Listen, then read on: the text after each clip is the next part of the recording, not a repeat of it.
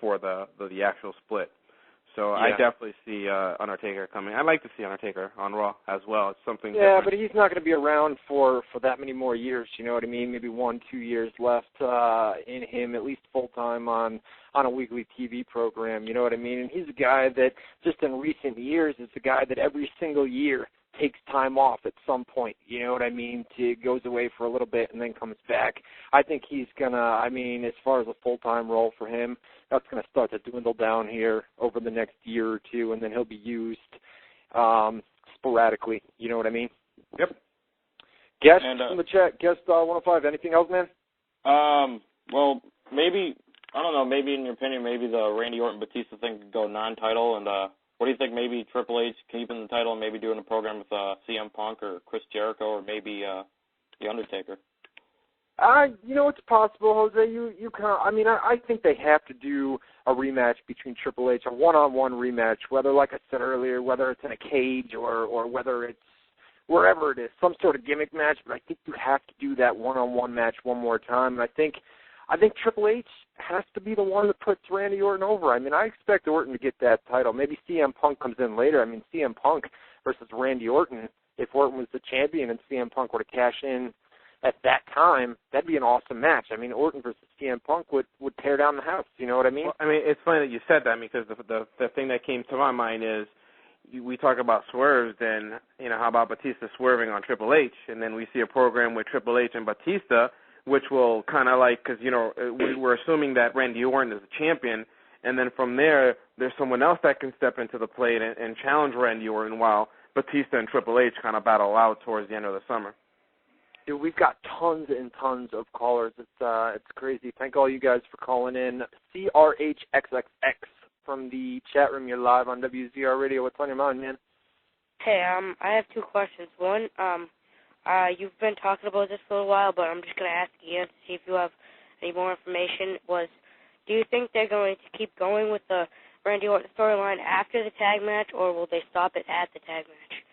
That's an interesting question because I said, earlier in the show, usually as the feud starts to wind down, you'll do a tag match at the end of the feud, not right after it ends. I mean, I honestly expected at Backlash or even Raw last night for a Triple H versus Randy Orton feud. So, it may be tough to go back to that, you know what I mean, after they do a tag match at the pay-per-view, and especially if they do a swerve at the pay-per-view, it'll be tough to go back to Triple H versus Randy Orton in a one-on-one match. And now with Batista in there, that adds another element to the mix. So, it all depends. I think at some point Randy Orton gets the title, and I think it happens fairly soon here. If not at Backlash, possibly at Judgment Day, like Jose said earlier. Maybe they do a one-on-one match there. I'm really not sure. We'll have to wait and see how it evolves here over the next few weeks and see where they go with it. Especially, let's pay attention to Batista and his promos and his backstage segments over the next few weeks and see what his role is going to be. I mean, he didn't say much last night. Just came out and destroyed Cody Rhodes, and that was about it. So we'll have to.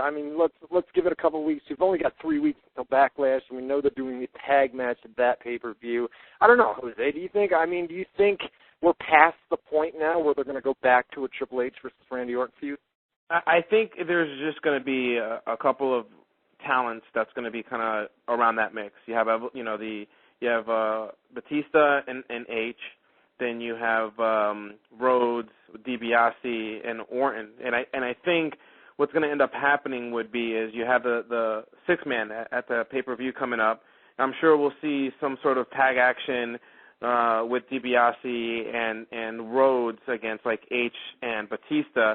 At the end of the day, we'll have this six-man tag at Backlash, and then either a title defense single at the Judgment Day pay-per-view, or we'll have a three-way dance, which is Batista, Triple H, and Randy Orton. There you go. Yeah, I didn't even think about that. Yeah, you'd have a triple threat match possibly at Judgment Day with Batista, Triple H, and Randy Orton. And then if they went that route, there would, or maybe even a fatal four-way. You could throw one of the other guys in there. Well, that wouldn't work because Rhodes and DiBiase they're not on the level of a Batista, Randy Orton, and Triple H yet. So exactly. And then if you want to turn Batista at that time, then you got now Batista and H fighting out whomever, and then whoever decides to cash in the title. I mean, it would be fantastic if CM Punk does it right there at that pay-per-view, because then it just shows them and then loses.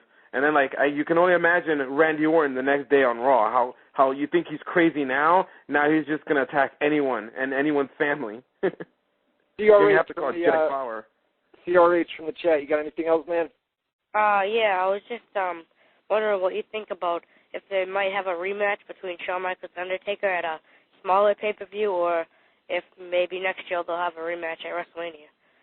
Boy, that's another good question, man. Another real good question, no doubt. I mean, I think the perfect end. I mean, I just don't know how you could top that match that they had at WrestleMania. So to do it again, the expectations for that match are going to be so high. You know, I don't think they need to do it again. You know what I mean? I don't think there's any reason.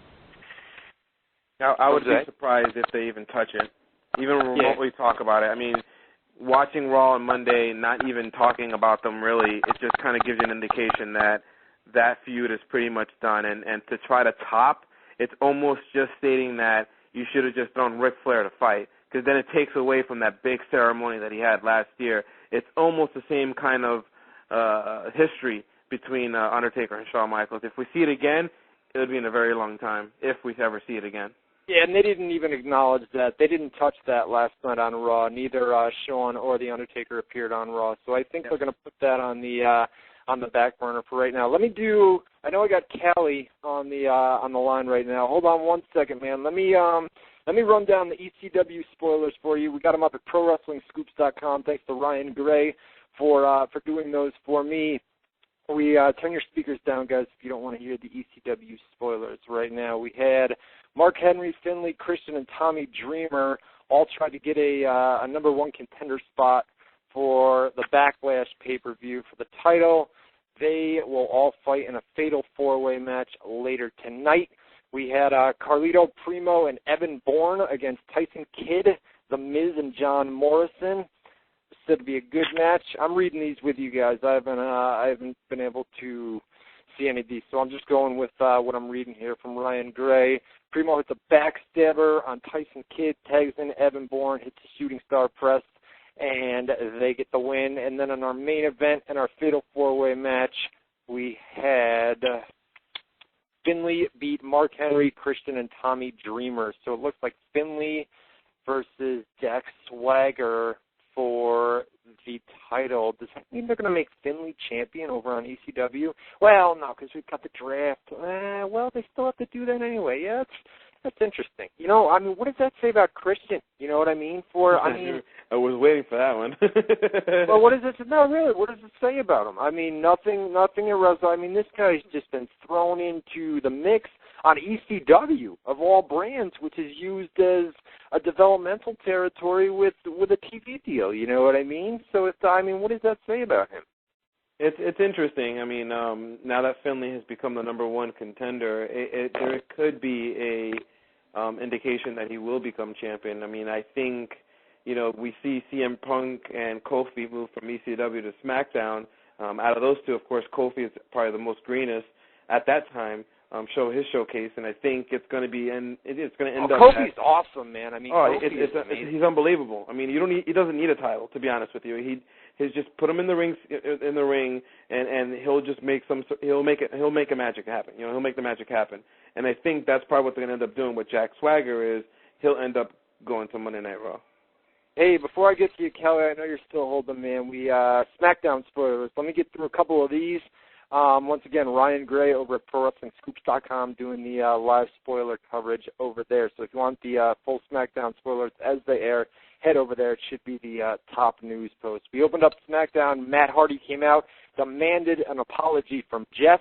He says if Jeff doesn't apologize tonight, he's going to leave on a stretcher. Jeff comes out and attacks Matt. Matt flees to the back. New general manager Teddy Long announces Matt Hardy versus Jeff Hardy in a stretcher match for later tonight. The Cutting Edge segment is up with Edge, and he will have special guest John Cena. That's what we know for SmackDown so far. We will. I'll give you guys a couple more if you come in before we go off the air. Callie, you're live on WZR Radio. Ouch.